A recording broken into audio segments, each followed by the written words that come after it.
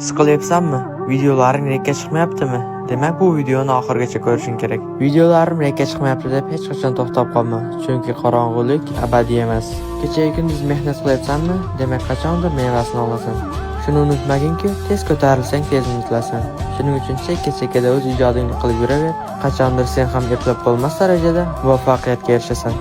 O'shanda meni shu gaplarni eslab qo'ysang bo'ldi. Agarda senga bu motivatsiya ham yetarli bo'lmasa, bemalol sassiq ko'rpang ichida yotaver. Chunki senga men tugul qaysi motivatsiyalar ham yetarli bo'lmaydi.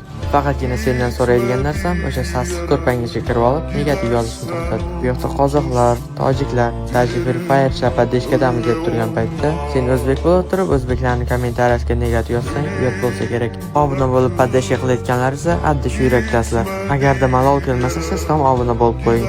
Haypajurlar yoki bir-birini so'kib chiqayotganlar videosidan zeriksangiz, menga ham podeshka qilib turasiz.